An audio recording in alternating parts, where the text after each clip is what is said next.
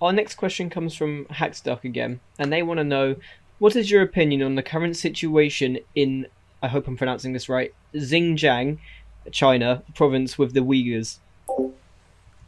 Sure thing. That's a very good question. All right. So my personal perspective is this: there is a oh my god, this might actually take a little while. I'll give a very quick rundown, and if people want a much more in-depth answer, they can DM me.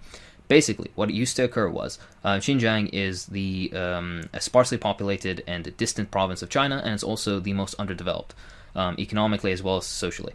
As a result of this, you had certain issues with basically dissatisfaction with the central government, which is understandable when there is not like employment issues and educational issues and whatnot, right? As a result of this, there were certain groups, jihadi groups or Islamist groups, that tried to take advantage of this situation by like recruiting impressionable, if that's the word in English, right? Impressionable, impressionable youth in the area. And as a result of this, the region has suffered from many, many terrorist attacks over the past 2 decades, even longer, but over the past 2 decades, it's really ramped up. Do your research into this and you'll see that. As a result of this, the central Chinese government realized that they need to do something. And what would they do? Would they take the Iraqi strategy? Because in Iraq we have the exact same issues.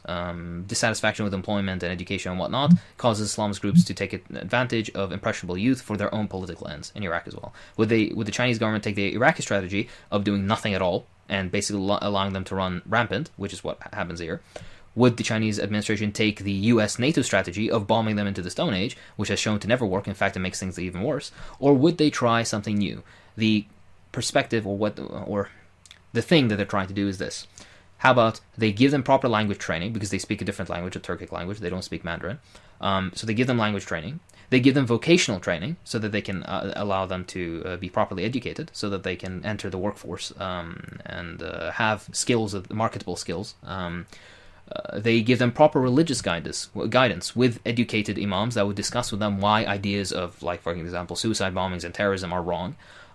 They would give them general education, general social education, for example, like education with women, telling them that you don't need to have 6 kids, you don't need to keep trying for sons, having a daughter is okay, these sort of things. These are certain primitive population or uneducated populations do have these preconceptions. In rural areas in Iraq, this is still very common, for example, as well. So they have them in these vocational centers, because if you're going to go about doing this massive re-education of this group of people, by the way, it's not the entire ethnic group. It's only people who are susceptible, and the way that they are susceptible to or impressionable to radicalization, and that's why the vast majority of the people are men. But also there's some women, but the vast majority are young men. As to use a favorite word of the far right, military age, as much as I don't like that word, but you understand what I mean. It's young men who are impressionable, who have a lot of energy and nowhere to put it, is what I'm trying to say. And if you want to educate all these people, how do you do it? Do you just do it like on a one-on-one basis? No, it's better to build a proper center that you bring them in, they stay there for a little bit, you give them all this education, then you let them out into the workforce with proper guidance and on and on. And that's what's been happening in Xinjiang. That is what the evidence shows. Now, what the Western media has been portraying is something completely different. They've been saying that there is a genocide. Now, first of all, I would question that premise that there is a genocide, but let's give that precept. Let's assume that something like this is happening. If there was a genocide, where is the evidence for it? Can we take a look at it? Well, yes, we can take a look at it. When you do take a look at all the evidence that's reported on the New York Times and the Washington Post and Reuters and stuff, a lot of it goes back to one guy named Adrian Zenz. Adrian Zenz is a notable or notorious anti-communist Christian fundamentalist who believes that he was sent by God in a crusade against China. He has made many claims based on interviews of sample sizes as small as 8 and 12 people. At certain times. He has not been to the region. He has not properly undergone a proper investigation of these things. He has basically made up lies. He has made up things about this. And many outlets, Western outlets, have reported them without doing any fact-checking. Now, with all that said, does that mean that the Uyghurs or Uyghurs, I don't know how it's properly pronounced in English, but Uyghur in Arabic, are they just hunky-dory? Is everything great for them? No, of course not. They live in a distant province that is incredibly underdeveloped, where they have issues with education, they have issues with social conservatism and just general backwardness. There is an increased police presence in the region because of the past 2 decades of terrorist attacks that have been occurring.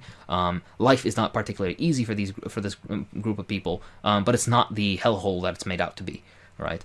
I'm not trying to say that everything's completely fine, but I'm not trying to say also that everything is absolutely, what exists there is not genocide, but an active attempt at weeding out radical or radicalized elements within society in order to prevent the violence that has plagued the region for quite a bit of time.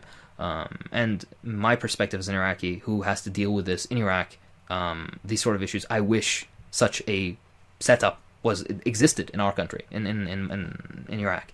That would make life so much easier and would allow for proper development of the Iraqi youth and their what's the word in English?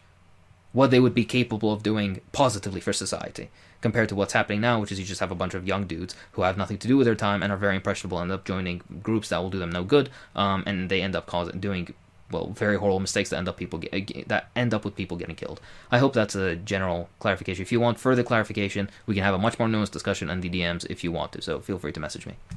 The next question comes from the tax collector, and they want to know, would you say where you are from and your background had any influence on your political beliefs?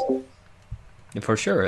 Everybody's background and origin has influence on their political beliefs. That's part of materialism, right? The place I'm born in and the society I grow up in definitely has an effect on the way I perceive things around me and my political understanding. My direct experiences with American imperialism are what resulted in me trying to seek out some form of, let's say, explanation of why things are the way they are around me. And that's what led me mainly to socialism, and particularly Lenin and his amazing analysis of imperialism. And also what has driven me to ideas of why socialism is something that's absolutely necessary. So yes, I would definitely say so. Good answer.